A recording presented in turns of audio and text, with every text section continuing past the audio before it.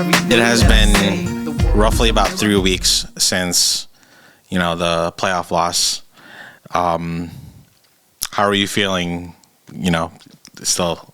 I don't know. I feel like, I don't know, like I was talking, when I talked to Phil this week, I told him, we were talking about it, like, I don't know. I feel like most Bears fans, I mean, maybe I shouldn't talk for everybody, but for me at least, like anytime you lose a game in the playoffs and then like a game that like you feel like you could have won, it sucks. So like, I think it probably, I mean, the first like hour I was like pissed, like I was like, that's why like everyone was looking to blame somebody, DJ Moore. Like the first hour, like I felt like everyone was like, it's DJ Moore's fault. And then I feel like as time went by and you get to like kind of calm down a little bit and like, reflect, then you start noticing like, maybe it wasn't his fault. Maybe, this and that. And then I don't know. I think ultimately we brought it up in plenty of the other podcasts, but like, we have to look at it big picture. Like this season was a success. So yeah, I mean, like 3 weeks after it's done, like I feel great. Like not great as in like, oh, I wish I'm glad we lost, but like great as in like, yeah, we lost, but like we had so much good successes this year. We were able to get that far, and like now it's just being like excited about what's to come. Yeah, the future is bright. Right. That's probably you would say, right? Right. I feel the exact same way. I feel like I've kind of leveled out a little bit too, though. There's good days and bad days, but there was a little bit of anxiety. Also, maybe just my overthinking brain and just how I operate in my brain. But like, I think a little bit of nervousness because you mentioned. This past year is kind of just like playing with house money. Yeah. But think about the expectations this year, right? It's like game time this year. Like I that's the part I'm really nervous about is that I don't know what, obviously like what's going to happen, but I'm sure a lot of Bears fans now are going to be like, this is like put up or shut up. Right? Yeah. What do you think? Yeah. And here's the thing too, as Bears fans and probably as an organization, they would have to admit the Bears aren't used to having high expectations, right? Yeah. So like I said, last year we had low expectations as usual. Many people, I think the Vegas over under was 7.5 wins. Many people were predicting them to win 6-7 games. And yeah, they won 11 games and they made a run. So that was, surprising to some, and it was, exciting, right? But yeah, I mean, I don't know. I feel like again, look at teams that have had high expectations, right? Like, I hate to say it, but as great as it feels now that we've beat them twice this year and that we feel confident that we're like with them now. Look at Green Bay, right?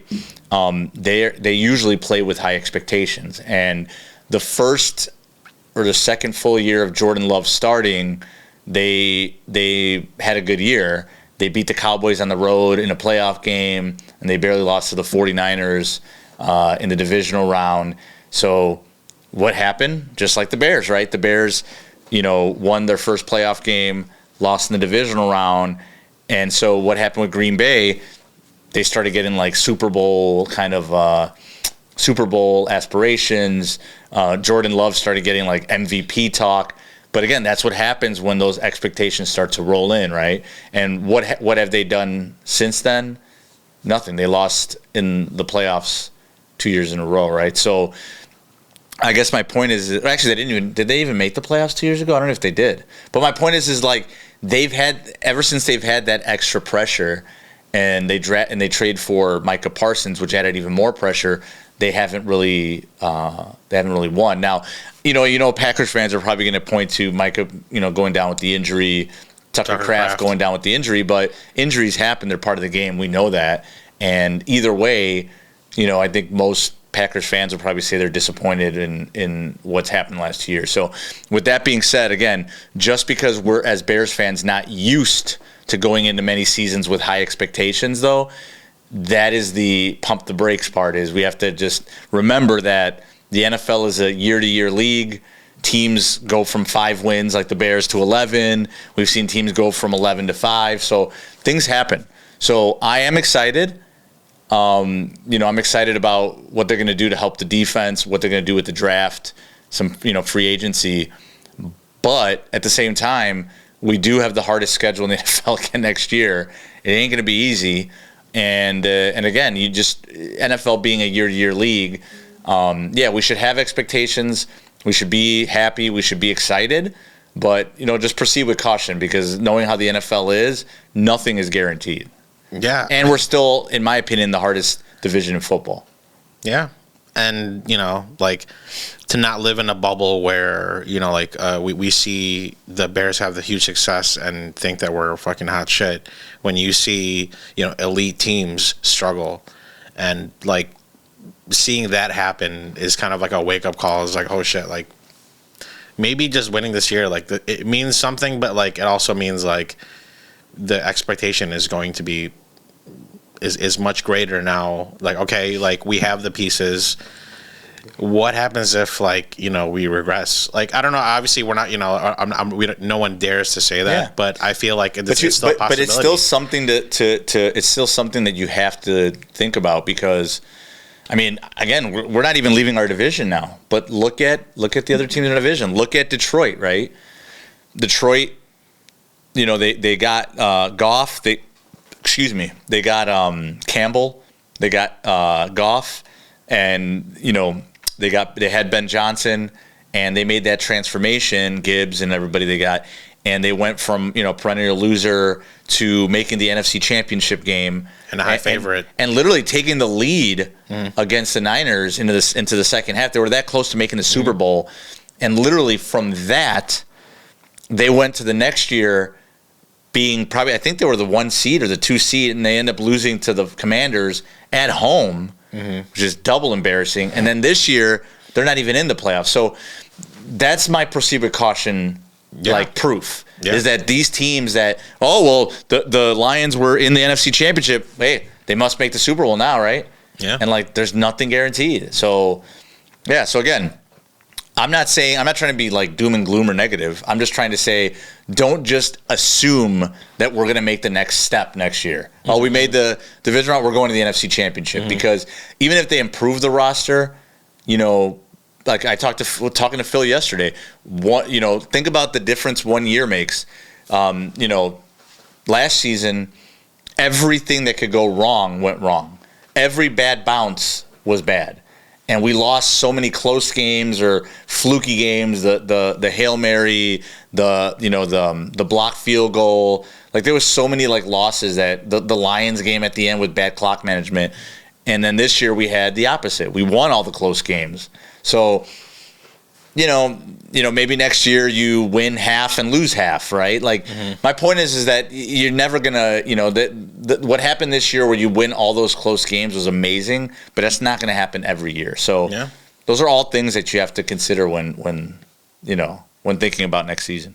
Yeah, and optimistically speaking, we have the core of the what's it called, what's the most common metaphor used in rebuilding, or the foundation, right? The term the foundation. Well, now we can focus on the small other details. I agree, but the problem is that there's foundations on both sides of the ball. So on offense, our foundations are set. We got Ben Johnson, and he's running the offense. We got Caleb Williams.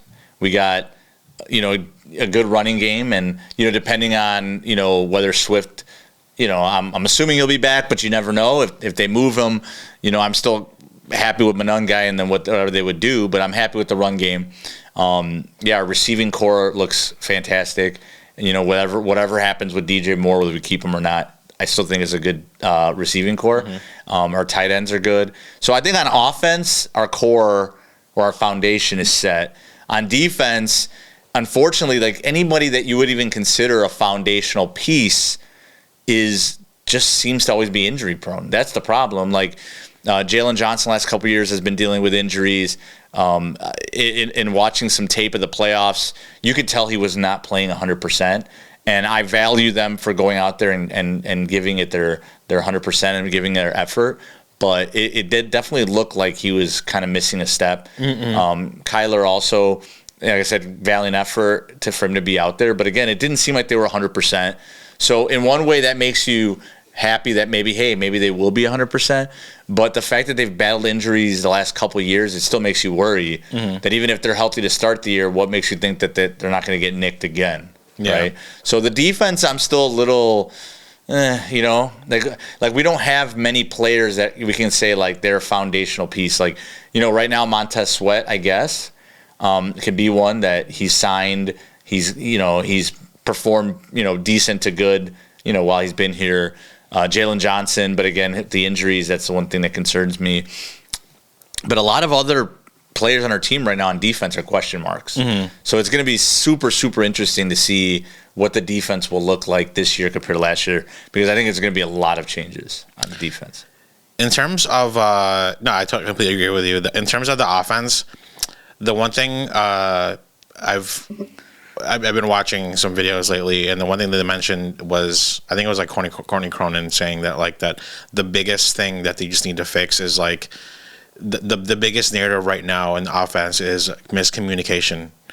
Constantly talking about like, the play, like the routes that are being missed. Like it's a common theme. Yeah. And I think like it's just like cleaning it up. Yeah. Yeah. I mean, like the talent is there, the coaching is there. But to your point, yes, it's miscommunication, and again, I'm the first to say how much obviously I've been talking about, especially towards the end of the year, how much I love Caleb, and I'm happy to have him, and I don't want another quarterback. And like I said, you draft again, and it's him or Drake May, I'm still taking Caleb.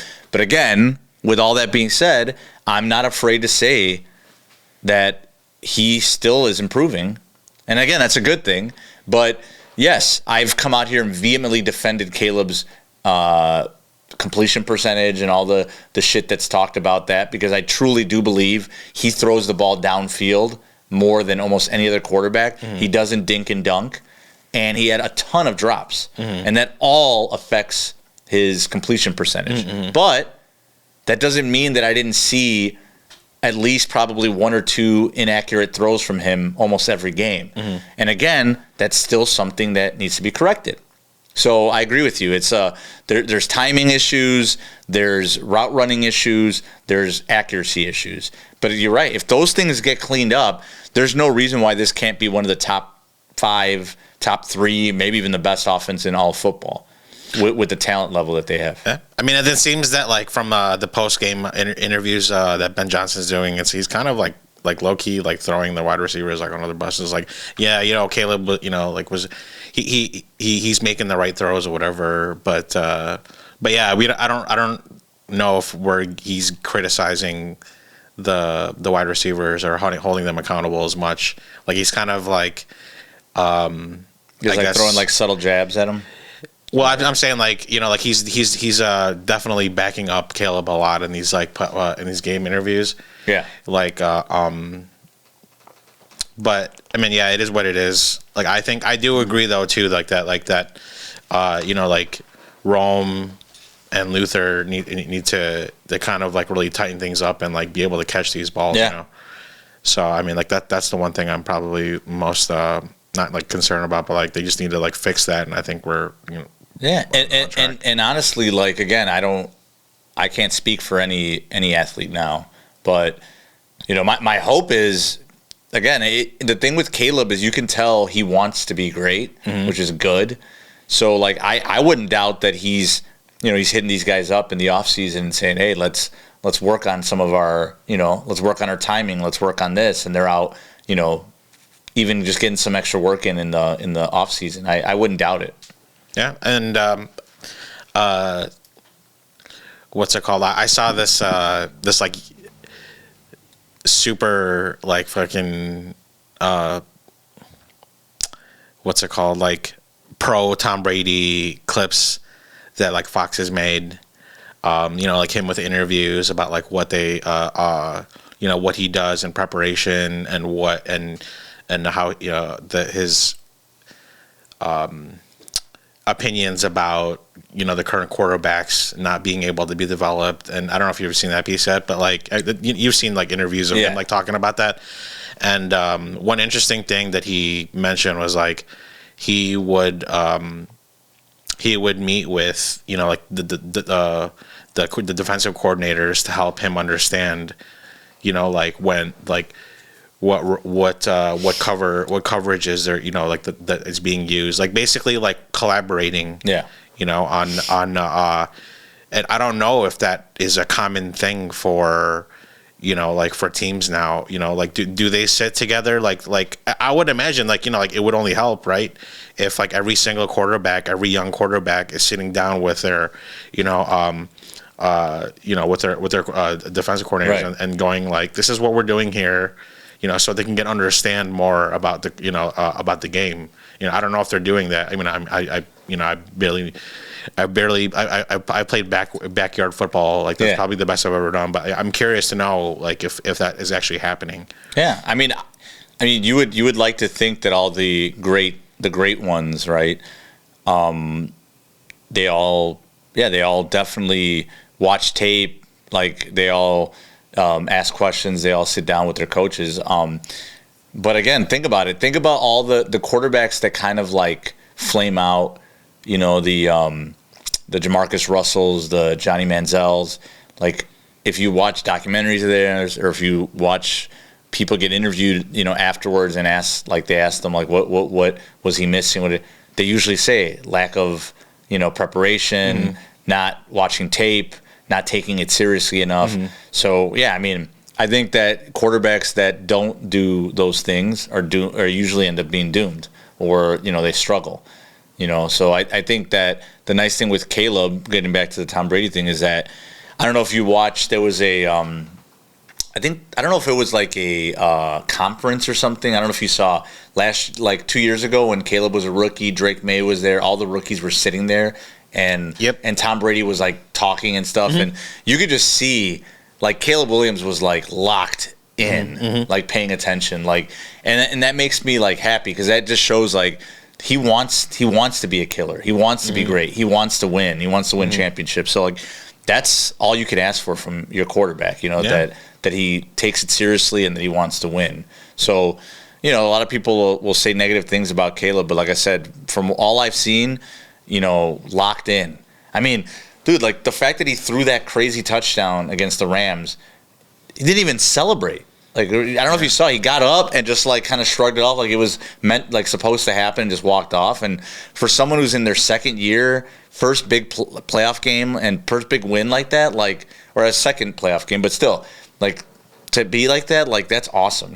He's not full of himself. He's not taking himself too seriously, and he's hella confident. But you want confidence, but you don't want like where they're too to themselves or for themselves. Yeah, this is just like I'm just teasing here, but my cynical side of me is saying like that from observing him. He really is like kind of trying to take a page from like the GOATs, the Kobe Bryants that with like the mama mentality or whatever, where like you're just like stoic, like you don't like where your what's it called, your emotions are, yep exactly. And like like the greats, like that like they make a shot and it's like nothing, yeah. Well, no, it always reminds me of that famous quote Kobe had when they were, I think they had just won like game 2. They were up 2-0 and they were like, oh, da, da, da. And Kobe's like, job's not finished. And he was just like dead serious. Like that was almost like Caleb throws that touchdown and, hey, this only tied the game. Like, why are we celebrating? Like, it ain't over yet, Like, I like that. Yeah, so this Sunday is obviously the Super Bowl. Yeah. Me being the Grinch I am, like I'm obviously still upset about about the loss, but like I'm just gonna watch it, like try to have a good time with with all our friends or whatever. But like, what are your thoughts on that? So like, I have to be honest, man. This is probably the least excited I've been for a Super Bowl probably since the last Patriots one, because that was Patriots and Rams. And I remember going into it, I'm like, this is going to be a boring game. And it was probably one of the most boring Super Bowls ever. So, I mean, I'm obviously rooting for Seattle. And again, it is nothing to do with Drake May or Vrabel or any of the players on this team. For me, and it has nothing to do with Tom Brady or Bill Belichick. I just feel like Patriots fans, I just feel like they've won enough. And there's just a couple of insufferable fucking Patriots fans on social media, like Dave Portnoy, like where I'm sorry, I just don't want to hear him. Like I don't know, it's just kind of annoying. Like I was never really a big Mike Portnoy. Yeah. Who? Mike. Whoops. Dave. Right. Yeah. Right. Yeah. Like I don't know. I'm just not a huge. Yeah, I'm not a huge fan. What was it? What would? No, so yeah. I mean, what would have been your ideal teams? I mean, who else was in the? I mean, I wouldn't have minded the Broncos. Now, I will say, like, it would have been cooler if Bo Nix was the quarterback, though. Because you imagine if they won with Stidham, and then we'd be like Stidham against Darnold in the Super Bowl. It'd be kind of boring too. I mean, the Bills. I think the Bill. Okay, for me, the best Super Bowl for most exciting, and I think if this becomes a real, I would love to see what people think. But for me, it would have been Bills Rams. Like, don't you think? Josh Allen against Matt Stafford. You know what I mean? Josh Allen, James Cook, and that offense against Matt Stafford, Puka Nacua. Like, you know what I mean? Like, that's firepower. Like, that's, like, excitement, fun, It's just like, it's like the Patriots are like, Drake May, Hunter Henry. Yeah. You know what I mean? Like, defense, and then Sam Darnold. Like, I don't know. It's just I'm not as excited. But I'm definitely going to be rooting for the Seahawks, and I'm going to be rooting for my squares and my strip cards to hit. That's basically it. Yeah, write in the comments what two teams that you would have preferred to see instead of the Patriots Seahawks game. Yeah, oh, man, you got to agree with me, right? Bills Rams. I mean that'd be the most fun. And other than the Bears, obviously, we all wanted the Bears to meet. Yeah, and the rule is that you can't put your team in there. You'd have to put. Obviously, I don't know. Like, well, I mean, but I think we're saying, like, knowing the Bears are eliminated, what Super Bowl would we have preferred to watch? Yeah, for me, it would have been Bills Rams, just for like it would be more fun. I'm sorry, I was just like kind of. This is a Bears channel, but for some weird reason, I have like in the back of my head, I'm like, there's going to be other people with like hater trolls that come in to our pages, like with different team favorites and stuff. Yeah. So, like, no, or like Seahawks or Patriots fans being like, "Fuck you," it's going to be a great Super Bowl. I'm like, no, it's not. Sorry to like switch subjects, but like one of the most popular reels that we have is the discussion that we had about the stadium. Yeah, I mean, seriously, like we had like probably like 70,000 like people like view it, and very very divided in what they should do, and it's really kind of like the biggest news right now since there's nothing going on, but like. Apparently, Indiana is like like fast tracking to make it happen. We've talked about like whether you wanted it to be here. We actually, like we're like minutes away from Arlington Heights. It'd be very convenient, or it could be in Gary. And you were saying that you particularly don't mind. I particularly don't care, but I do care about the stadium being a dome or outdoor. You said you wanted to be open outdoor, right? Yeah, I feel like I've been coming around to that idea. Maybe I'm just watching people like like Brian Urlacher like fucking talk about going like it should be cold. Yeah, the what are your opinions on that? So like I wouldn't say that I don't care, right? Like let's be honest. Like I'm gonna be selfish about it. Like I live 8 minutes from Arlington Park. So obviously, I prefer it to be in Arlington Heights, and especially as a season ticket holder, to be able to go 10-minute drive to the game every day. Like let's be honest. Like, of course, I want that, right? My point of saying I don't care is like it's not like I'm going to be like the Bears moved to Gary, Indiana. I'm boycotting the Bears. I'm not going to watch the Bears anymore. Like, no, dude. Like, they're still going to be the Chicago Bears, just like the 49ers aren't called the Santa Clara 49ers, just like the New York Giants and Jets aren't called the New Jersey Giants or Jets, right? Like, there are other teams that play in other states and other cities. So it's not that. It's just like how embarrassing is it that you can't get a stadium done in Arlington Heights or in the city of Chicago, and that it's coming to this. To me, that's the sad part. But yeah, I mean, if they move there, am I going to be? No, I'm still going to be a huge Bears fan. If I still have my season tickets, I'll probably still go to a couple games like I do now. But what are the things that people don't like about this new stadium, right? There's no parking. There's no train that goes close to it. So my thing is that going to Gary, Indiana, and that proposed thing I saw, didn't have that much parking or availability either. So, like, if we're going to do this, if we're going to have the same kind of constructural issues and problems that we're going to have in Chicago, what the heck does having it in Gary do with anything? You know what I mean? Like, what I want is what a lot of stadiums have. You have parking for everybody right in front of the stadium. Like, I went to the Chiefs stadium, right? All the parking is just in front of the stadium. Everybody. You know, or you could do parking garages, or you could do, like, there should be parking for everybody where you're not having to park 2 miles away and walk, or get dropped off at a train and walk 2 miles. Like, like I said, the Bears, the way they constructed Soldier Field is terrible, right? But like I said, my thing is, okay, if you do a stadium in Gary, Indiana, and it happens to be state of the art, and you have very good parking and ways to get in and out of it, I guess, you know, I'd prefer that than what Soldier Field is now, even if it is in Gary, Indiana, right?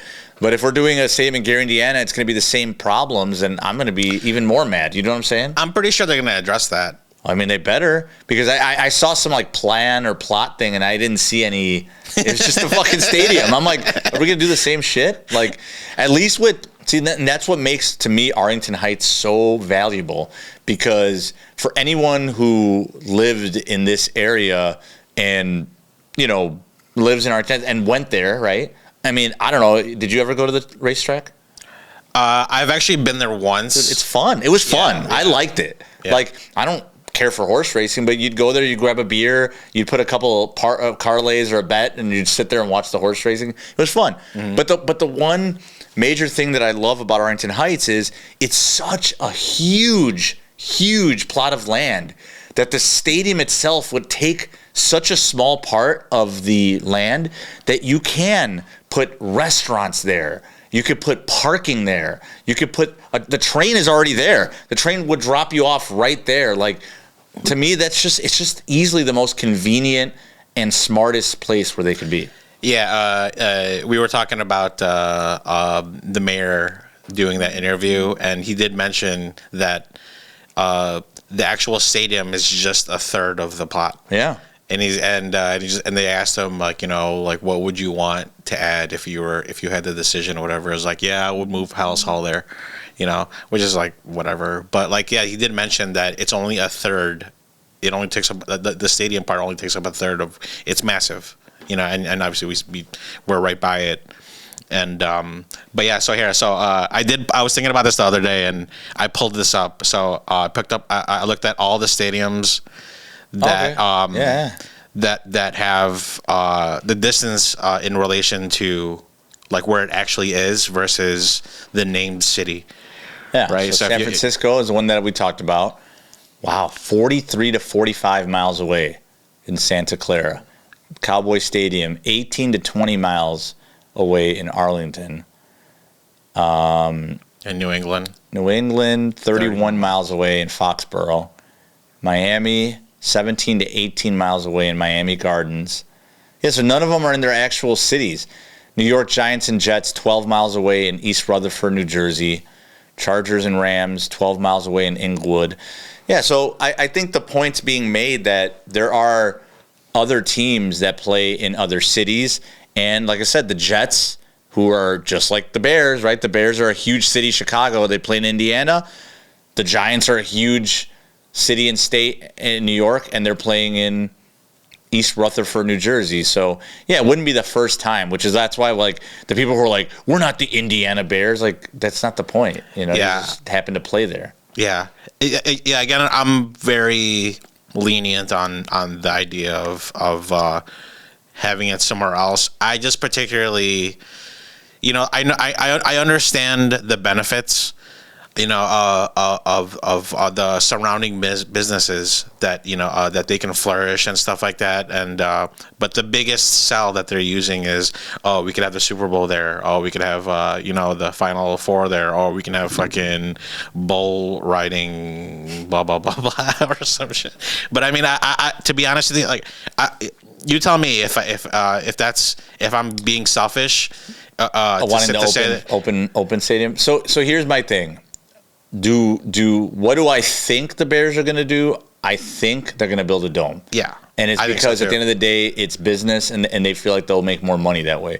Me personally, if I had to choose, okay, as someone who has season tickets, I'll be 100% honest. I love going to support my team. I love the Bears.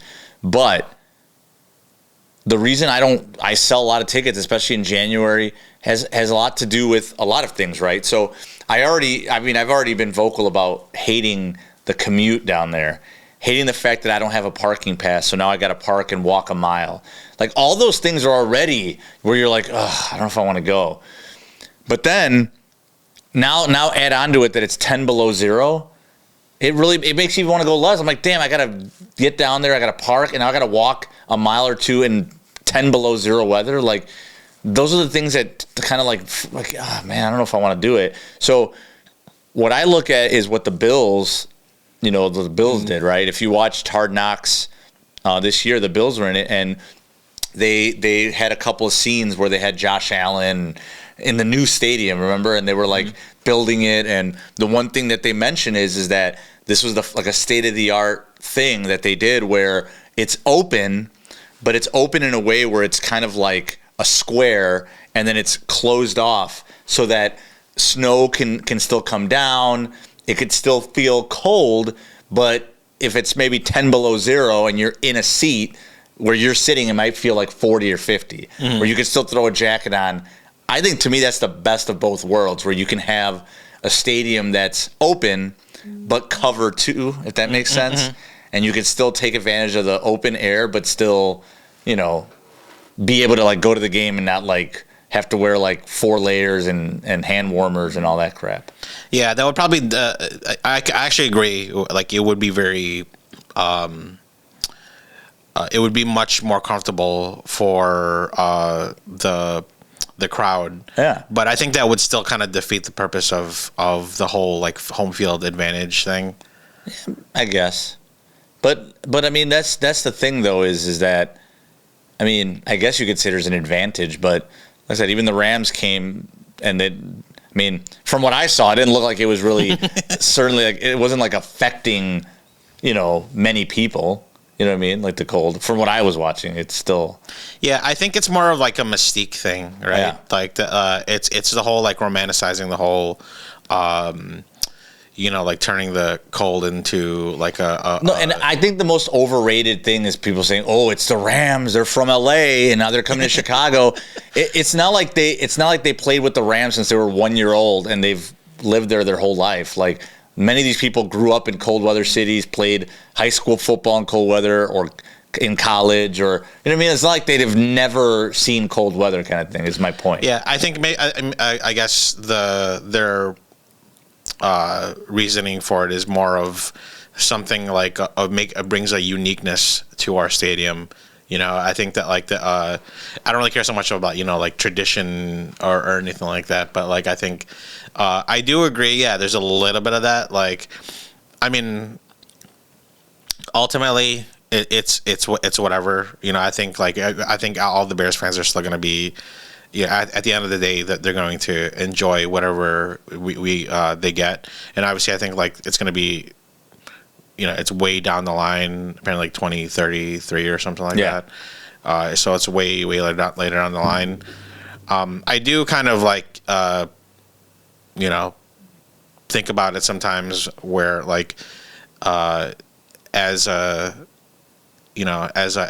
Bears fan, like you think later down the line, like what it's going to be like as a Bears fan, what the experience is going to be like, and it's just a fun conversation to have these days, like about it, because as we grow older as Bears fans, we could totally see like just a totally completely different experience, and I'm just very curious to see what that looks like. Yeah, I agree.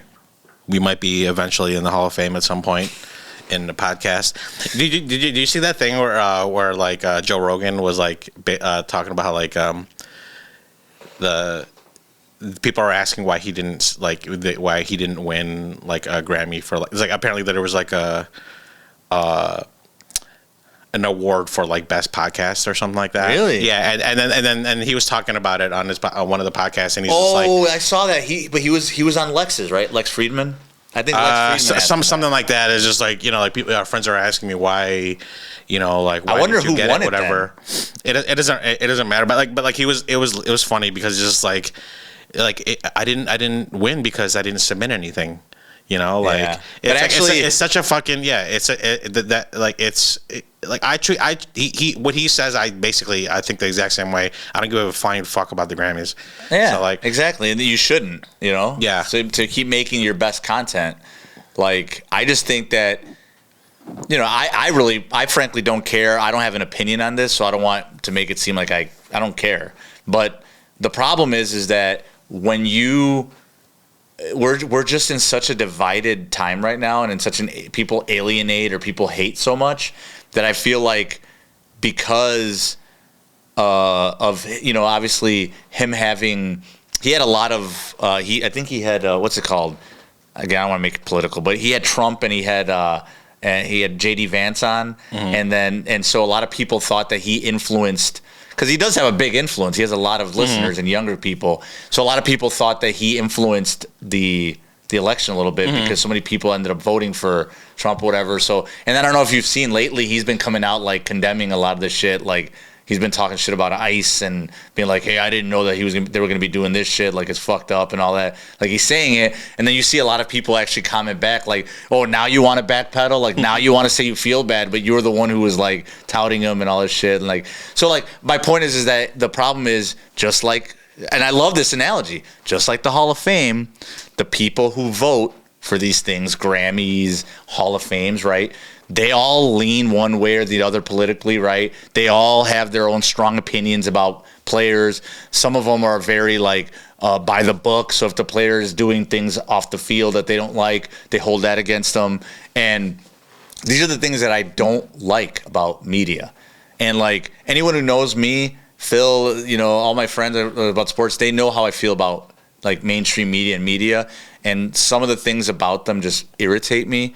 And that's one of them, right? Like what I was telling him is it's already happened before, right? Like you look at Terrell Owens, right? Terrell Owens, I wasn't a huge fan of him, right? He was very cocky. He was very, he was arrogant. He would, get into tiffs with people on the sideline, and he was very full of himself and whatnot. So I wasn't a huge fan of him, right?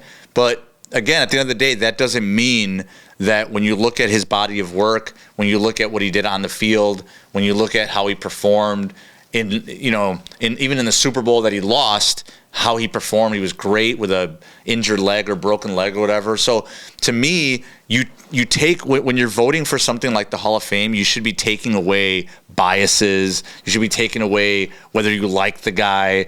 You should be taking away whether you did an interview with him and he was kind of like, dismissive. Like none of that should matter when we're voting for the Hall of Fame, right? So to me, he didn't get in till his third chance, Terrell Owens, or his fourth chance, or whatever it was. And I remember he was on First Take. Was it? No, not First Take. What was the one with Shannon and I forgot Undisputed. I remember he was on there. I don't know if you remember that, and he literally said it. Oh, I didn't vote for you because I called you TO, the team obliterator. You did, you were a terrible teammate. You did this and this. And I remember TO just being like, yeah, but none of that should matter. Like, at the end of the day, like, I deserve to be in the Hall of Fame. I put up the numbers that merit me being there. And so, like, yeah, so Phil and I actually had a long conversation yesterday about all of this stuff. And, like, look, if he was in jail multiple times, if he did like horrible things, like awful things, I can understand like maybe that being like his character is so bad that I'm not going to put him in the Hall first. But like the thing is that, and again, I love you, Phil. Like Phil and I like went back and forth about this. So he is pretty adamant. He thinks that the Belichick and the Kraft not getting into the Hall of Fame has more to do with their cheating scandal than it has to do with media members or somebody just having it out for him, right? So what I told him is this. Look, I'm not saying that there isn't one or two guys that probably were like, you know what, cheater, I'm not voting him in the first time. He cheated. But my take to Phil was this. If you're holding the Patriots as an organization accountable, and you're holding Kraft and you're holding Belichick, then you have to hold Brady accountable. So what I told him was, hey, if next year Brady gets in first ballot, and let's say it's like unanimous or close to unanimous, what does that tell you? Right? Like, what does that tell you that more than like 10 or 15 people didn't vote for Belichick or Kraft on their first try, but everyone voted for Brady? Like, was it really about the cheating? Or was this more about, hey, Belichick was a dick to me when I tried to interview him all the time. You know, he was very short. He was very rude. You know, maybe his political affiliation or whatever it might be. But I'm saying, like, none of these things should be the reason why someone's held, not allowed to get in. Mm-hmm. And I get that media members should be in the Hall of Fame, but my point is that for me, it should be either Hall of Fame players voting, and the media should be a very small amount, and it should be reputable media people that have been in the media for a long time. And again, I get that some of those people still can hold grudges and stuff, but like Phil was telling me Lisa Salters was in the Hall of Fame voting, and I'm like, a sideline reporter now gets to vote on the Hall of, like, what? Like, what are we doing? Like I just feel like it's broken. Like the voting system in general is broke. It's not, the NFL voting system for a Hall of Fame is just broken, in my opinion. They probably just ran out of players to. Yeah, and again, I'm not saying, because he asked me, if you had a vote, would you have voted for Bill Belichick and Kraft? Mm-hmm. And I said yes. Mm-hmm. And he was like, so you're saying that you don't think that their cheating meant anything? And I'm like, no, I'm not saying that. But again, if they won one Super Bowl and they cheated, you're going to hold it against them, right? Yeah. Even if they won 2, maybe even 3, they won 6 Super Bowls. Like, I'm sorry, at some point, a cheating scandal, yeah, that looks bad. And people talk about it and people are going to bring it up. But to me, if you're going to be petty enough to hold it against them, then you got to hold Tom Brady. Hold it against him too. Mm-hmm. And if you don't hold it against Tom Brady, then again, like at the end of the day, it makes me feel like Brady is more lovable. Brady's more nice to the media. People like him. The media loves Tom Brady. They get in. They would Belichick doesn't. Yeah. Belichick was mean and rooted the media. He doesn't get in. Well, if anything, yeah, like they just favor Tom Brady more because he's. It would be like catastrophic for him not to be in the Hall of Fame. Like, it would be impossible for him not to be, right? So like, it just wouldn't. It just wouldn't. I just can't see him not being in it. I agree, but and that's when Phil was like, "What's the reason they're first time Hall of Famers?" And I'm like, because in my opinion, you either all 3 of them are first ballot Hall of Famers because they all deserve it. Or if it's cheating, a scandal, then all 3 shouldn't get in, right? Because all 3 deserve it. I think we could admit it, right? But if you're not letting 2 people in because of the cheating scandal, then you should say the same thing about Brady. Oh, yeah, his numbers, his championships all say he is, but he cheated, so I'm not putting him in. Yeah. It almost reminds me of this whole thing with remember Aaron Rodgers a couple years ago, mm-hmm. where with the vaccination, and he was like, oh, I'm immunized, and then... Do you notice remember how much of the media started hating him after that? Yeah. He's a liar. He's a piece of shit. This isn't it. And again, I understand, like, you don't have to like him personally. Yeah. But that has nothing to do with him on and off the field. Mm-hmm. You know what I'm saying? Like, that to me, that should have nothing to do with on and off the field, personally. Yeah. If you feel that way, like not to like, I guess just reminds me of like the whole like Pete Rozelle thing. Would have like, is that a different story, you think? Like he didn't get into the Hall of Fame, right? You mean Pete Rose? Pete Rose, sorry. Oh yeah. Pete No, Pete Rozelle was the old commissioner a couple times before. Yeah, not Pete Rose. Pete Rose. Yes. Yeah. So okay. So here's my thing. Here's the difference. Even though I think Pete Rose deserved to be in the Hall of Fame personally, after like making him wait for 20, 30 years, I felt like they should just have let him in. But it's different. So Pete Rose bet on baseball and bet against his own team and on his own team. Like, that's like ruining the integrity of the game. And baseball banned him. So when baseball decided to ban him, he wasn't allowed to be on a coach, a player, a man, nothing. He's banned. That's what I told Phil is, okay, if NFL banned them for cheating, if it was that bad of a thing that they did and they were banned, that's different. They weren't banned. They were suspended for a few games. So, like I said, to me, I just feel like I think they should be Hall of Famers based on how much they won, even though I'm not a Patriots fan and I don't like them necessarily. But if you're going to hold it against them and your reasoning is that they cheated, then none of them should get in, or all of them should get in. And if the reason is that you don't like them, have the balls to come out and say that, because otherwise it just looks so petty that you're not letting somebody in a Hall of Fame because you don't like them, or they weren't nice to the media, or you know what I'm trying to say. Those things to me are just wrong. Do you think that? I actually kind of think I'm a little more optimistic, like that they're gonna end up, like all three of them are gonna end up in the Hall of Fame eventually, and I think they're using that whole like first ballot thing to kind of like they're kind of sticking it to them. Just like, okay, you ain't getting in this time, but maybe like 3-4 years down the line we'll give it to you then. But that's my point. That's their way to stick it to them. But are you sticking it to them because they cheated, or are you sticking to them for other reasons, right? Yeah. Because, hey, look at this guy. Yeah. He's dating a 20-year-old. Look at him. He's an asshole to the media. Or they cheated. Or Robert Kraft goes to a he gets handies at a Asian massage parlor. Hell yeah. Like, do you see what I'm saying? Those are the things that I would like to know. Like, are those the reasons that you're not voting for these guys? Because to me, that has nothing to do with what they accomplished in the NFL.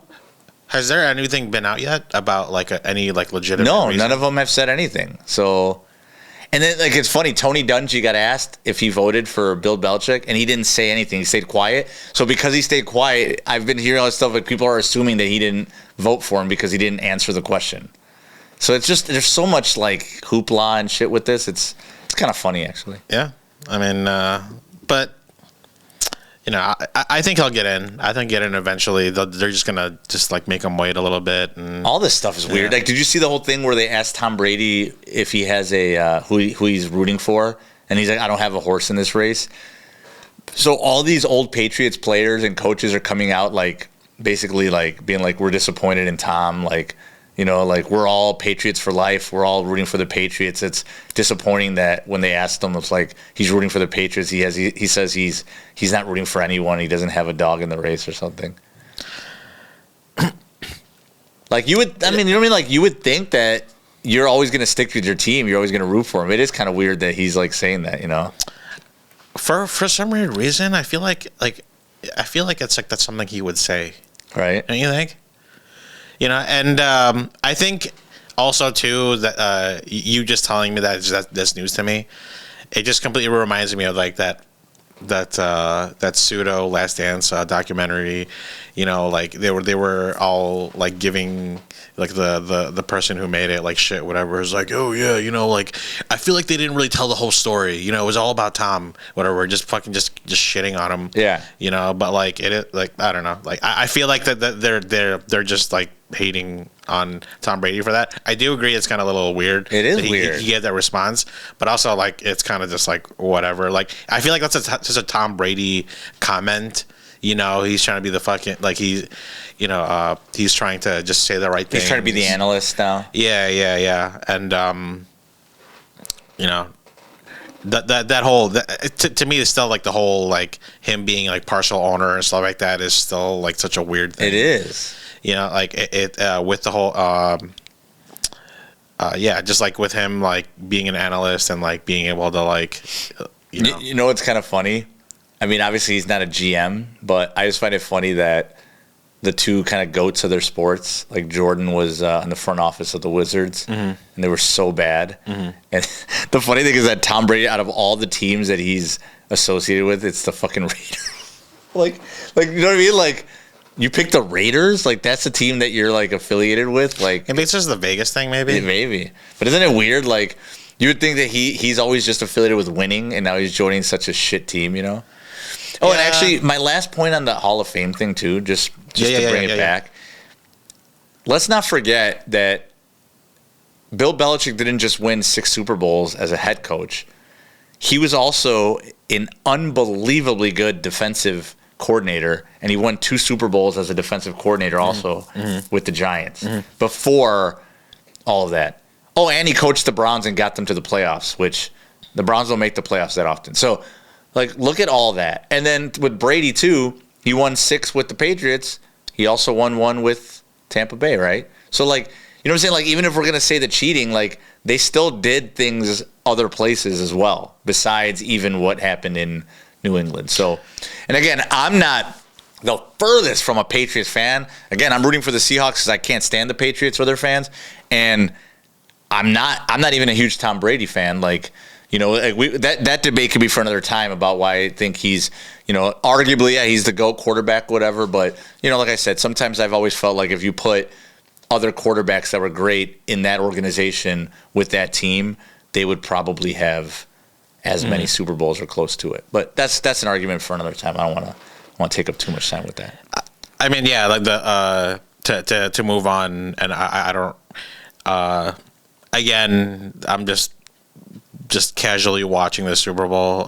So I mean, but like, what my expectations for this game? Would you think it's gonna be like high scoring, low scoring? So my prediction will be low scoring. I think the Patriots and the Seahawks both have good defenses. I think, I don't know. My prediction would be probably a lower scoring game. I'm hoping it's not like that Rams Patriots game a few years ago. It was like 16-6 or 19-6. I'm hoping that doesn't happen. But I would probably say I think the Seahawks will win, and I'd probably say something like, I don't know, 23-20, 23-17, something like that. I think it'll be low scoring, but not like 13, not like insanely low. Like somewhere in the middle. Yeah. You know, what's it called? What's you know, what's your prediction? Heads or tails? Well, I mean, like I said, I've always said, you know, tails never fails. Man, get her no ball, dude. You know. Oh, that's awesome. Yeah, I don't know. Like, during the halftime, I'm probably going to be just like dicking around. You know, I'll probably be asking for us to play dominoes. Yeah. You know, but I'm not a huge Bad Bunny fan or whatever. Yeah. But I mean, I understand why, you know, like that people like no, it, but I'm not a particular no, fan. And I just have one thing to say about that whole thing. Like, okay, I don't listen to Bad Bunny, right? I don't have, I don't care. But just like I've never really cared about the halftime show. Yeah. Like regardless, right? Yeah. That's how I feel too. So like I don't get why this is such a fucking big deal. Like I don't get why anyone complains. Like dude, like this isn't for you. Like think about it. All the football fans that are complaining about it, bro. When have like huge football fans cared about the halftime show? Honestly, the only one that I've watched that I cared about the last 10 years was probably the one with Eminem and Dr. Dre and 50. And it was only because that was like the music that was like my college, you know, like high school days. So like it was cool to watch. But other than that, like I can care less, you know? When you brought that up, I instantly thought about like that when 50 Cent, whatever, he was trying to reenact. Working on computers. When he was trying to reenact his music video, and he would remember he was in the video he was upside down. But if you were like he's more like 75 cents. Yeah, and he like couldn't get down because he was too heavy now. Yeah, they were like 50 cent. He's like more like 75 cent. Did you did you see the like how like Kid Rock's like making his own halftime whatever for the like he's doing his own performance for the you know. But just think about it. Like what people are watching that. Like what person is so offended by the Super Bowl that they're gonna watch that? Like think about it. Like who do you think those people are? like redneck, like the most redneck. Like, why? Like, who gives a shit? Like, any other year, you didn't even give a shit, or you changed the channel, or you muted it. But for some reason, right now, it's that big of a deal where you have to watch. And Kid Rock, ugh, dude, are you kidding me? Like, I don't even listen to Bad Bunny, but for many reasons, like, I get why they're doing it. Like, I saw a post where somebody posted like a meme, and it said, why would the NFL pick an artist that NFL fans can't relate to? That's what the post said. And then people were replying back, and they said, when has the halftime show ever been about relating to NFL fans? Like, do you think when Shakira and J-Lo were there, that's, NFL fans are no, like, the NFL is not dumb. They want to keep growing the sport, right? Bad Bunny fans, not a lot of them watch the NFL, right? Bad Bunny's from Puerto Rico. My mom's from Puerto Rico. That's baseball and boxing are their two biggest sports. They don't even really watch football. But I watched it. They're literally, my dad was saying, there's commercials right now in Puerto Rico right now about the NFL. So, like, the NFL knows what they're doing. They're trying to grow the game. So they want people to tune in that don't normally watch football to maybe actually start watching football or the NFL. Like, that's their point. So, yes, NFL fans, we can mute, we can go, smoke a cigarette, whatever you do, go eat some food. And then the people who want to watch it, sit and watch it. Like, why is it that big a deal? I guess I just don't understand. Well, I know you're a huge pizza guy, so I'm pretty sure we're gonna be munching on that. Well, it depends what Chris wants, but yeah, probably pizza and wings. What else? What else is I guess some like Tostitos. Tostitos. Hell yeah. That's mine right there. I'm usually the guy that's sitting by the table, like just but I think hogging the whole thing. I'm pretty sure you're more of a queso guy than a salsa guy. I could do either. Actually, I think Rocky's the queso guy. I actually more of a salsa guy. No, Rocky's like he'll double. Like he'll dip. It's actually delicious. Awesome. Yeah, when you dip it in cheese both. Oh my god, dude. That's my halftime right there. I'm gonna be, and we'll probably throw some Domino's on there. Trying to get a big Domino's. Yeah. Domino's pizza. Yeah. I heard they're making a comeback. Real talk. For $5.99 pizza, they are. Yeah, and this segment is brought to you by Domino's Pizza. I've been kind of like watching it from the outside. I mean, obviously, like I'm not really well versed in the NBA, but I want to try to get into it. It's just that documentary that I saw about the decline of NBA viewership and stuff like that really kind of like got me thinking. Like, it kind of just swayed me a little bit from like watching or trying to get into it. But like the Bulls is definitely something I'm gonna want to start getting into. Yeah, if you could try to help me with that. I mean, if you really want to, I mean, like I said, as a lifetime Bulls fan, man, like if you're okay with pain. But I mean, it's just like every Chicago sports team. They're going to bring you some pain, right? Mm-hmm. But yeah, I definitely want to get into this, and let me just say this first before I really get into this.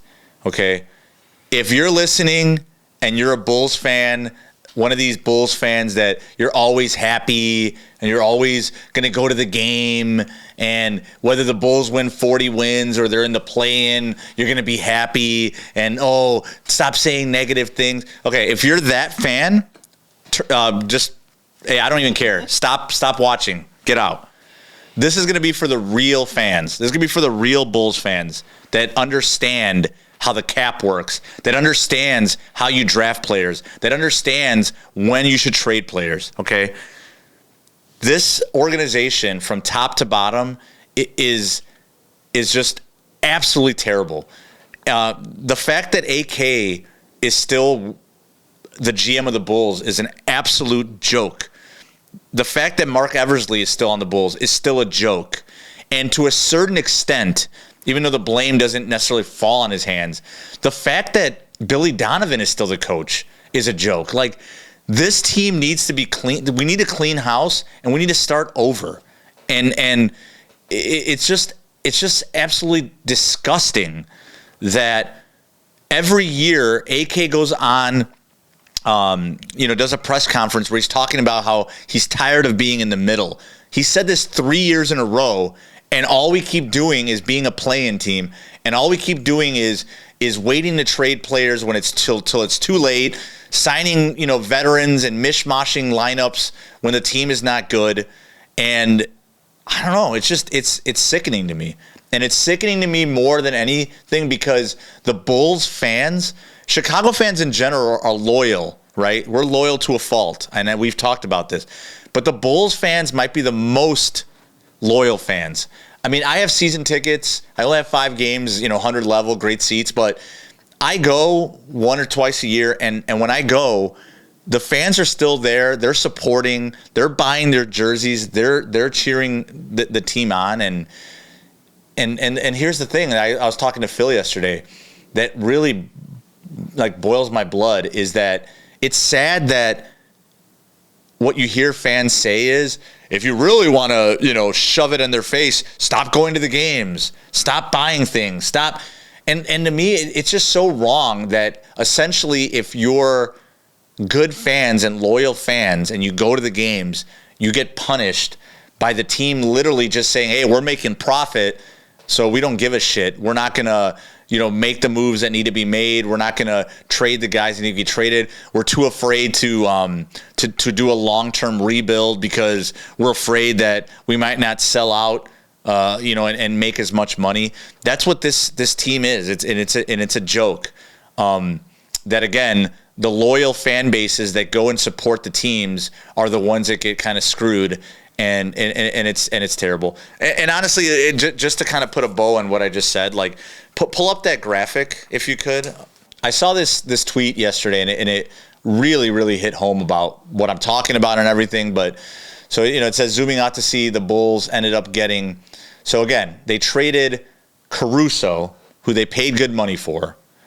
They traded Vooch, who they not only paid good money for, but they traded good assets to get. They traded Levine, who they signed twice, gave him 2 contracts. The second one made no sense. They should have traded him long ago. DeMar DeRozan, who I thought at the time they signed him was a questionable fit for what they were doing. I will say that DeMar definitely gave it his all while he was here, but in my opinion, even when he was putting up points, we weren't winning games. And then Kobe White, a guy that we drafted 7th overall, right? So all of these players you trade, and you can't even get 1 first-round pick for all of these players. And then when we look at the list of what the Bulls got for these guys, okay, Josh Giddey, okay, who we got for Caruso. Okay, I will say this.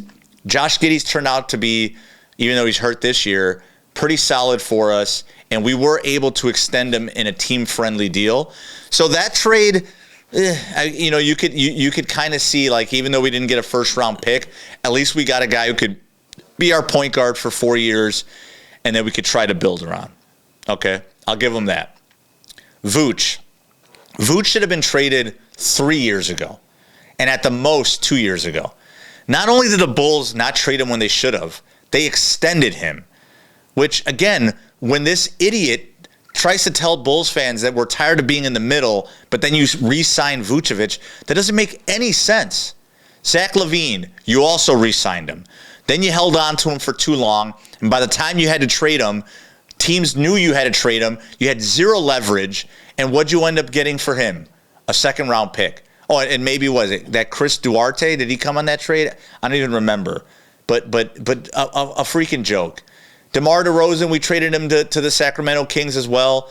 And again, I think we got a second-round pick maybe. We didn't get anything, out of, we didn't really get anything good.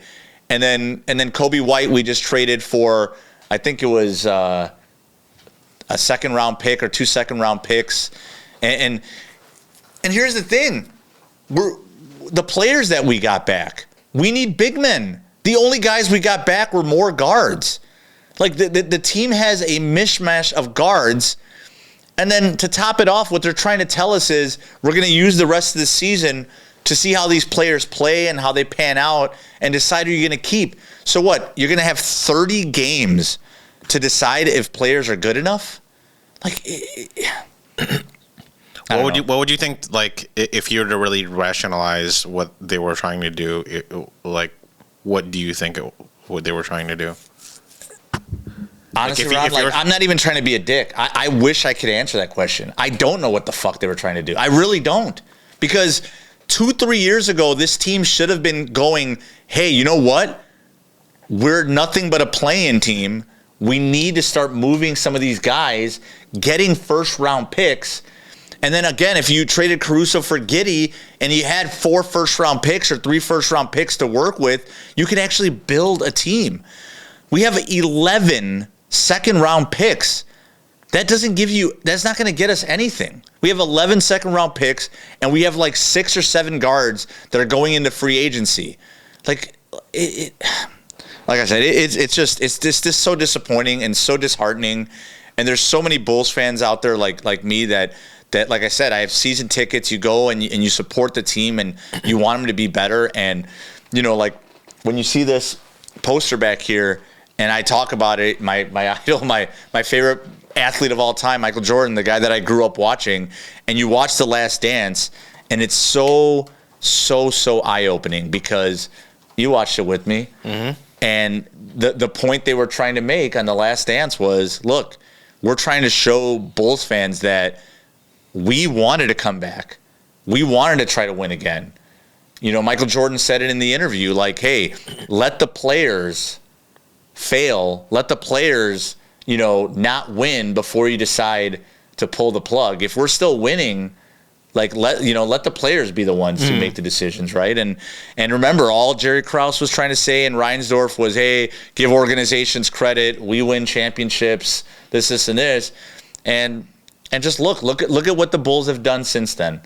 And all it proved was Jordan and Pippen and the guys that the Bulls had were the reason they were winning championships, not the organization. Because if it was, look. And look what happens when you actually have a good organization like the Oklahoma City Thunder. You not only have, think about it. The Oklahoma City Thunder drafted Kevin Durant, Russell Westbrook, James Harden, Serge Ibaka. They had this great team. They traded guys. People were like, "Oh, what are they doing?" They've literally come back within. They've literally had 2 championship rosters built, maybe even 3, and the Bulls are still trying to get out of their ass. So, it's I don't know. Like I said, I just hate even talking about it. It just makes me so mad. Yeah, it's obviously not the same thing, but it reminds me of right after the years afterwards, where they just started shipping people out immediately after like Phil Jackson got fired, and then literally within 2 days they just shipped everybody out. But this is a completely different thing. No, but even when they did that, they didn't. I remember they didn't get much back in return, and they obviously didn't do well with their draft picks, and they traded the wrong guys. But it's been a cycle of just crap.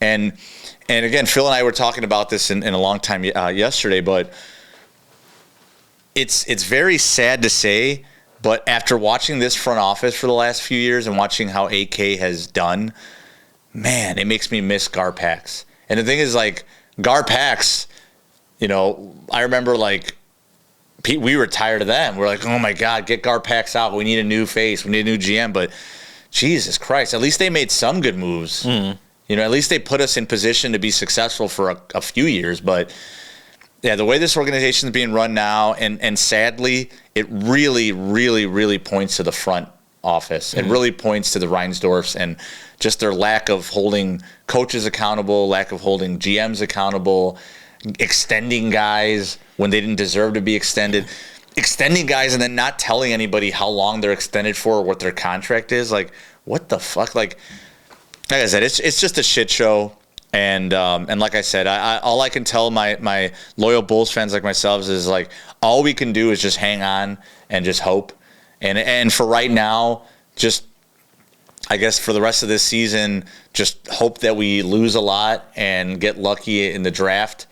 And it should never have come to this. We should have traded these guys at the end of last season or last season in the trade deadline. And then this year could have been your look to the future tank. And this is such a deep draft. To be able to get a top 5 pick would have been amazing. And now we're going to have to hope that we get lucky like Dallas did and get the first pick or something, because otherwise it just looks like it's going to be shit. So, and again, believe me, if there's a Bulls fan, I'm hoping that most Bulls fans agree with me, and please put your comments and your frustrations, because I think all of us Bulls fans probably want to vent right now and just let it out. And so please use our comment section to vent, and I'll like your posts, and I'll reply to your posts, and I'll confirm it. But if there's literally anyone who likes these moves or defends the Bulls, by all means, like, keep your comments to yourself. Or if you want to post it on there, I hope you do, and you're just going to get a bunch of full Bulls fans like me just coming back at you. But it's just anyone who agrees with what's going on, anyone who likes what AK is doing or what the team is doing is obviously doesn't know basketball.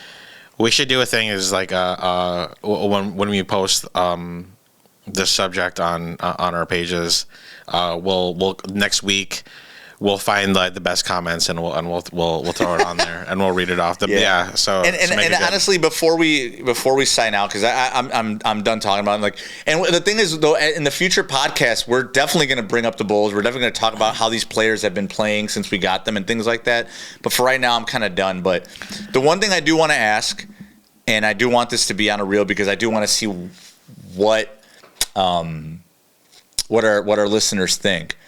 Out of the guys that we drafted, so we drafted the guys that we acquired on trades. We acquired, and funny, they forgot to put Anthony Simons on there, but out of Anthony Simons, out of Jaden Ivey, Colin Sexton, so those are the guards that we acquired. Is he related? Oh, and Rob Dillingham. Is Colin Sexton related to Chad Sexton? Shout out 311, man. 311 inside joke, but no. Sorry. No. So we got Jaden Ivey, we got Colin Sexton, we got Anthony Simons, and we got Rob Dillingham. So my take is this: from what I saw yesterday, what I've seen, and if we're gonna really keep Giddey as kind of like one of the cornerstones to build around, personally, I would keep Rob Dillingham, because he's still on a rookie deal. He's only in his second year, and he can improve. And I think he could be potentially a good backup combo guard, point guard, or whatever it might be for us. And I probably would keep Simons, because I think that we need guys that can play off the ball and can spread the floor for Josh and hit 3-point shots. And from what I was watching, I feel like Simons is more of that kind of guy. But who knows? Maybe we bring Ivy back. But me personally, I would probably, I guess, either let Ivy walk and then let Sexton walk, and I would probably re-sign keep Dillingham and just re-sign Simons. That's just my take. I really would like the rest of the team to just be rebuilding and continue to go. But Simons and Dillingham would be the guys I keep. But with that being said, I'd like to see what our viewers think and who they think that the Bulls, out of these guards that we traded for, Ivy, Sexton, Simons, and Dillingham, which all four? Would you keep all four somehow? And obviously tell me why, or if you'd keep none or one or two, which ones you'd keep. Again, like I said, I personally would keep Dillingham and Simons, but yeah, just interested to see what everyone else thinks about who they would keep. I'm curious too. Like, I was wondering if you could educate me in terms of like just like the culture in basketball. Like, is it the same thing in terms of when like in different sports, like in football, for instance, where like the crowd actually like makes a difference. The fans make a difference, and they have this outrage and they're able to get somebody out, like for instance, like like Matt Eberflus and fucking, and then when he got kicked out, like I don't know if it operates the same way. But that's a great question. But the thing is that I don't think that the fans necessarily had a lot to do with Eberflus being fired. Like, yeah, I mean, obviously there was uproar, fans were pissed off and whatnot, but I don't necessarily think that the fans were the ones who caused it. I think that all that losing that was happening, and I think also probably Caleb and some of the players voiced frustration to management, and I think that caused it more than fan bases. But I do like where you're going with this. But again, this is where we get to this point where people say, well, as a fan base, the way that you shove it to the front office is by not going to the games, right? The way that you shove it to the front office is by not buying jerseys. But again, it's hard because if you are a diehard Bulls fan, and let's say you're a dad and you have 2 kids and they love the Bulls and you're trying to take them to games and stuff, like, you know what I mean? Like, it's almost so counterintuitive to be like, you know what? I'll show them. Screw the Bulls. I'm not going. Like, you would think that the front office would be, man, these fans are loyal. They deserve a winner, right? It shouldn't be like, oh, my God, they're not coming to the games. We got to get this team better. Do you see what I'm saying? Like, it's so counterintuitive to me that the way to prove to a team that you whatever is by not supporting. Like, it's like counterintuitive. Like, I feel like, and that's what makes me mad that sometimes teams in like Miami and Tampa Bay and win because they don't go to games, and then all of a sudden they get a good team and all the bandwagon fans show up and fill the stadium up, and then those are the teams that win, and then like the fans don't even really care that much. Like, you know what I mean? Like we're like cities like Chicago with diehard fans that go and support the team. Those are the fans that deserve the championships. But to your point, these teams go back and go, well, we still made a profit. We're still a business at the end of the day. And so, yeah. So you're saying it's going to go under like deaf ears? Oh, of course it is. Of course it is. Like that's the thing with Bulls fans is that I would tell them, listen, if you like going to the games and you like the Bulls, by all means, still support them. I'm not going to be one of those people who tells you, don't go to the game, don't buy tickets, because you know what? You're a fan. And at the end of the day, it's not about holding the fans accountable. Like, it's almost like, what, we're trying to blame the fans for going to the games? Like, no, I'm going to blame the organization.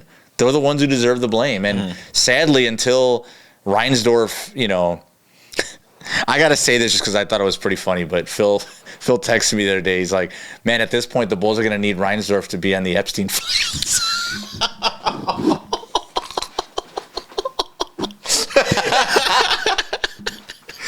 I hope Phil sees this because he's going to die, because that was one of the fucking funniest things I've ever seen. When he sent me that text, he's like, at this point, we need Reinsdorf to be on the Epstein files. Wow. Oh, God, dude. It's so bad. But, yeah. I don't know. For now, I think I'm done with the Bulls, but talk about the Bulls. But, like, no, I'm very interested just to see in reactions to what our listeners think about, and what our Bulls fan listeners think, because – yes, they had to make some moves and they made them. But anybody who's happy with any of these trades or feels excited, let's be honest, like all they did was literally take expiring contracts, restricted expiring contracts and trade them for restricted expiring contracts. Like that's not doing much. It's not moving the needle and getting second round picks, and it's just disappointing to know that. Like Phil and I, who've been talking about the Bulls for 5 years, have been saying it forever. How we should trade this guy, we should trade this guy, we should trade that guy. And it's just like, how are Bulls fans sitting in a couch knowing what moves to make over the guy who's getting paid to do it? Like it's absolutely ridiculous. All right, so I told you about this like documentary I saw, and again, I'm still trying to work myself up to. Find another sport to really dive into, seeing as the season's over. And I saw this like really interesting piece about the decline of the NBA viewership. And I remember you were kind of educating me a little bit on that. And but yeah, it was a really interesting piece. And like I did have a little bit of like just overall opinions on in terms of just like the sport itself. Like I particularly am not a fan of just like the way like like the whole like flopping, like that's probably like my biggest gripe of the game. And but again, like I think like there's obviously other factors that I learned from this documentary piece about just like how the game is just like completely different in comparison to like the golden years of basketball. And I was wanting to know what your opinion is on like the current state, and I don't know if you're going to like defend it or I'm gonna do both, kind of. So here's my take. So as a guy who grew up in the 90s watching the Bulls, I obviously am biased towards it, that I still feel that that's the golden era of the NBA, especially like the early to mid 90s. Mm-hmm. I will say though, to newer NBA, well, not maybe the newest NBA, but newer NBA, that in the early to mid 2000s, the NBA got pretty unbearably bad too, because what happened was, okay, in the 80s, early 80s, and probably up until about the early 90s, the NBA was kind of in the middle, where we had a post game still and all that. We not tons of 3-point shooting, but I feel like the game was still moving pretty good. Foul calls were somewhere in the middle, and you had teams scoring, high 90s, low hundreds, right? It's like right in the middle. And to me, that was the heyday of basketball, in my opinion. I loved watching the NBA in that time. You had physicality, you had post play, you still had some great athletes, you had some 3-point shooting, but it wasn't like everyone was shooting them. It was the guys who actually make a good percentage that were shooting them. So here's my take. So in the early 2000s, basketball ended up getting insanely defensive. Like I remember 2003 or 2004, there was an NBA Finals game. I think it was, an Eastern Conference Finals. It was Pistons and Pacers. The final score was like 76-68 or something like that. And I'm like, all right, like that was probably a little too slow paced, or it kind of got unwatchably boring. That it was just way too slow, and all the teams were wasting all 24 seconds of the clock to take a shot. So like that was I think the ultimate of the other side of the coin of what we have now. But here's the thing. I think it's very complicated because I think I told you this, in the United States, yes, viewership is down. People are watching the NBA less, especially, old heads, like the kids call us, like me and my friends who are kind of like, I don't watch the NBA as much. I don't really like it as much as I used to. And then, of course, the kids are like, oh, you're haters, this and this and all that. But here's what I'll say. The NBA doesn't care. And it's not that they don't care like they're like in a bad way. They don't care because, just like I said with the NFL, not that it's the same thing, but just like with the NFL, they don't care that their loyal fans don't want to watch Bad Bunny. They know it's good for business to have Bad Bunny in the Super Bowl, right? So the NBA knows that they're trying to grow this game globally. And if you watch basketball in Europe, if you watch it, through the 90s to now, if you watch how Tony Kukoc played, if you watch how these guys from Europe who would come here, what people would say is they were soft. They're soft. They can't rebound. All they do is shoot threes. All they do is shoot. And they're very finesse, but there's no defense, right? And so what you've seen happening as the NBA has tried to grow the game globally is that they've adhered more to the global kind of rules and the way they play globally. So again, fast pace, less defense, more spacing the floor, more shooting 3-pointers. Again, I'm not saying it's all Europe, but I'm saying that just because people don't like watching that style of basketball here, and certain people of certain age, the NBA's viewership is growing worldwide more than it's ever has. So the NBA goes, okay, well, yeah, some of our old head fans don't want to watch. Why do we care?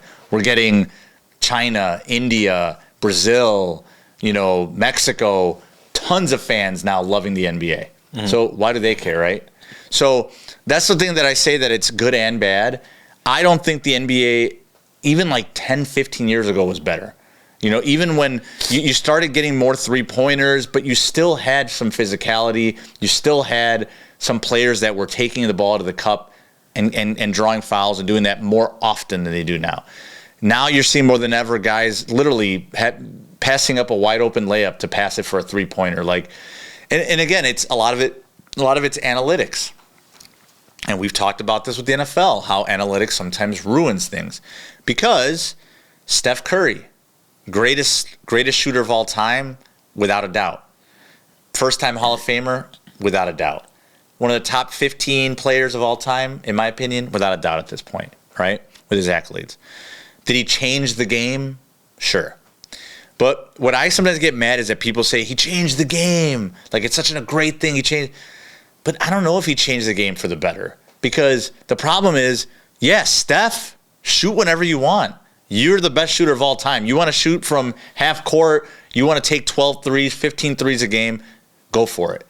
Who's the guy with the second? James Harden. You want to step back three. You make 37% of them for your career. You got 3,000 threes. You do it. But the problem is, because it becomes a copycat league, because analytics tells you that a 3-point shot is worth more than a 2-point shot. So basically, that's what happened. They said, hey, you take if you take 50 2-point shots and you make 25 of them, it's 50 points, right? But if you take 50 3-point shots and you make 18 of them, it's 54 points. So basically what they try to say is, hey, even if we only make 33% of our threes, we're still going to score more than if we take twos. But the problem is that it, to me, has just ended up making the NBA kind of less watchable when there's just, like I said, less driving, less physicality, and it's just more offense and running up and down and 130, 140 points.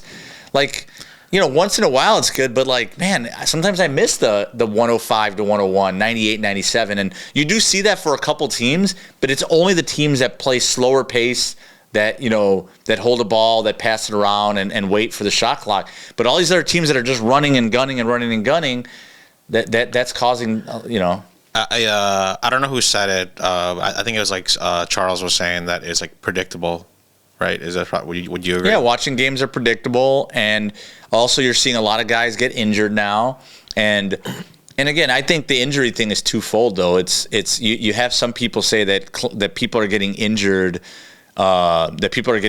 because the game is faster paced now than it was, and I could see that, right, a little bit, but I could also see the fact that in the old days when players made, still made a lot of money. I'm not saying they didn't make a lot of money, but they didn't have a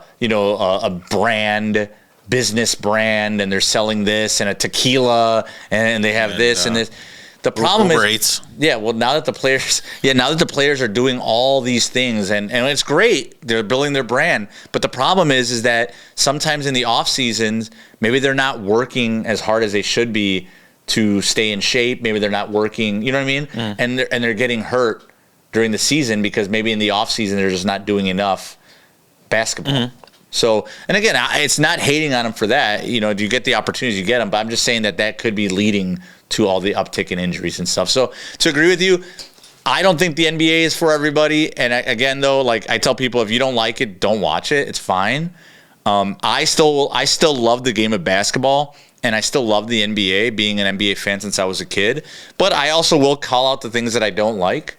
And I don't really like where the league is now, as far as just too much scoring, not enough defense, not enough physicality. I hope that they make a couple of rule changes in the next few years just to dial it down a little. I'm okay with the threes and stuff, but it's just let's just go back to a little bit of a post game, maybe just change things up a little bit. That's what I would like to see. And the load management. Yeah. No, I mean, load management it sucks because players, again, make so much money, and these teams don't want them to get hurt. So they're doing all this load management. But the problem is, ever since the ABA cracked down on load management, now you're just seeing guys sitting out games for, injury or a tweak this or a tweak that, when it's basically load management just disguised as a like a a small injury. Yeah, I'm not trying to compare, NFL football versus basketball, but that's probably the one thing I love about football is that like we don't really see, like, you see like very hungry people like trying to get in the game when they can. True. But the NFL is also different because there's 17 games in a season. Most careers are short, 3 to 5 years, and so I think it's a little harder. Yeah. And the contracts aren't always guaranteed. So like when you look at NBA contracts, they're fully guaranteed, man. So these guys are getting like all that money. So It's a little bit different.